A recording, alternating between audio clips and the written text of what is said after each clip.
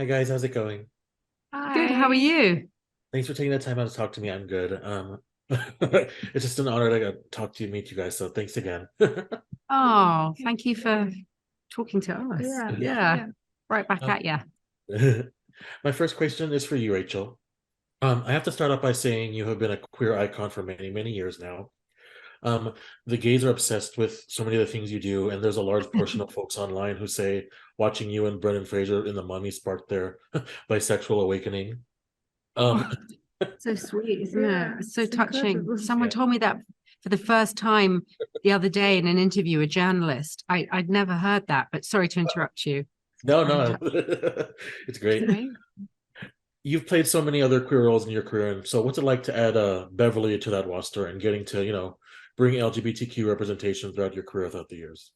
Well, as far as I know, Evie in the Mummy, I think she was quite straight. I think maybe she was at a time where she didn't even know Mm. about queerness perhaps in Mm-hmm. her sheltered life. Mm-hmm. But sorry, what was your question? How do I Um, feel? And Sorry. what's it like to Beverly add Beverly Oh, to add the Beverly. Sorry, roster? sorry. to the queer icon roles that you're playing. Well, Beverly is she's such a fascinating character to me that the way Alice and I began to dream her up at the beginning and then what she became when Alice took her away in her writing. I mean, took brought her home in the writing and brought her to the page. She's her relationship to pleasure is so complicated. Um, she doesn't find her pleasure easily. She hasn't been intimate with women emotionally really before Genevieve. This is the first time that I think she's been in love. And it's incredibly touching to me that she finds this incredibly talented, psychologically healthy woman, Genevieve, who is offering her a family life and is offering her uh, to live with her in a safe home away from Elliot. I'm kind of in Beverly's point of view now, who, Elliot's a complicated sister to live with and very codependent and can't live without Beverly. So I find her a really touching, moving, beautiful character, like searching for her intimate love, like her love with Genevieve. So she's an incredibly drawn character, I think. Yeah, Love that. beautiful. And Alice, what sparked your interest in Dead Ringers in the first place? And can you talk about the intentionality of, injecting queerness and inclusion into the story?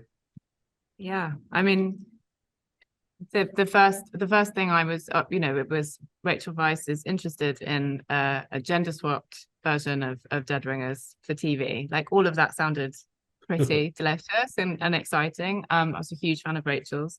And then watched. I hadn't seen the Cronenberg, so watched it again. I mean, it was fairly mind blowing, but felt like there was lots of really great potential to kind of tell a new story. And then, I mean, I think that one of the things that we both loved in the film so much was that relationship between the brothers and Claire, played by Genevieve Bujold.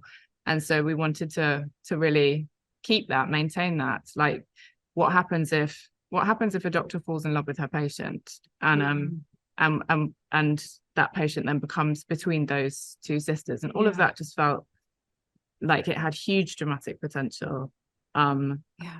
And really wanted to tell this love story whilst also telling this kind of, slightly more twisted psychosexual thriller around it. And sort of so being able to navigate those two tones was really a challenge. Mhm. Well, those thoughts are great. It's like very messy, complicated, wild, horny. So I love all those things at the same time. So it's great to see. Oh, good. Thank you. Thank you so much.